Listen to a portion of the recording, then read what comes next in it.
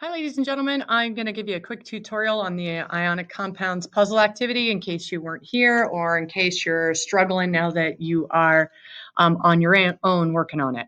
So as a reminder, this first slide is showing us the periodic table with kind of the middle of the periodic table kind of chopped out. We see on the left-hand side of the periodic table, all the elements in group 1 have 1 valence electron. All those in group 2 have 2 valence electrons.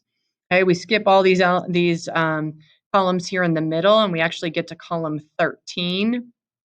Column 13, all the elements have 3 valence electrons. Column 14, they all have 4 valence electrons. Column 5, they have 5 valence, or sorry, column 15, they all have 5 valence electrons. 16, they all have 6. 17, they all have 7. And 18, the final column, they all have 8 valence electrons. Except for helium. Helium's the one exception. All of these elements in the last column, they're called the noble gases. And noble gases have their outer energy level or their outer shell filled. So for radon, xenon, krypton, they have 8 valence electrons, and that means that shell is filled. Helium only has 1 shell. And if you guys remember back to last week, that 1 shell can hold a maximum of 2 electrons. So that's why helium only has 2, but it's full because they only have electrons in the first energy level. Okay, you guys will also see on here that we have metals in light blue, okay, and non-metals kind of in yellow, and then I don't know if you guys can see the color here. There's actually kind of a greenish color in between here. Okay, it's not terribly obvious on the video right now for whatever reason.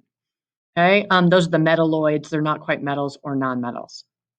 For ionic compounds are going to combine metals, okay, what's over here, with non-metals, okay, the yellow elements. Okay, so if we have a metal combined with a non-metal, okay, we have an ionic compound.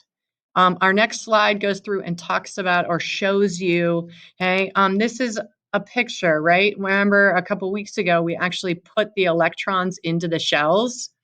Okay, well, that was a lot of work. I don't know if you guys remember that, but that took a lot of work to do. Okay, so instead of having to do all that, we've actually simplified it and put it on the periodic table. Okay, so the periodic table tells us how many valence electrons sodium has. Okay, if I look at this picture, I can see it has 1, but if I find sodium on the periodic table, without having to draw out all of the electrons, I can find that it has 1 valence electron because it's in group number 1. If I'm looking at barium and I were to draw out all 56 electrons, that would take me a long time. Okay? Instead, I can just look at the top of this group or the top of this column. Okay, so the science name for that column is a group. Well, barium is in group 2, so it has 2 valence electrons.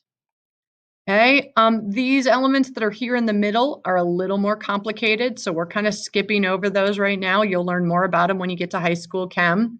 Okay, so we're going to go to column 13.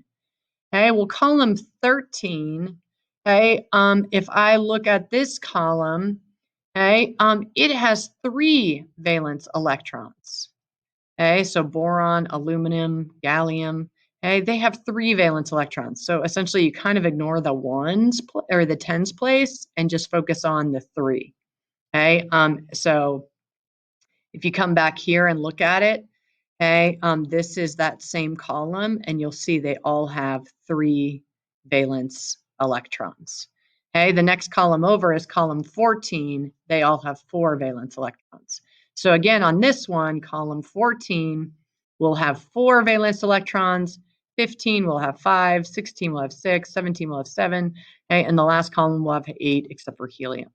Okay, again, here's chlorine, and if I look at the outermost shell, the valence shell, chlorine has 7 valence electrons. Okay, that would take a while to draw all that out. So instead, I find chlorine on the periodic table. I go up, I find that it's in group 17.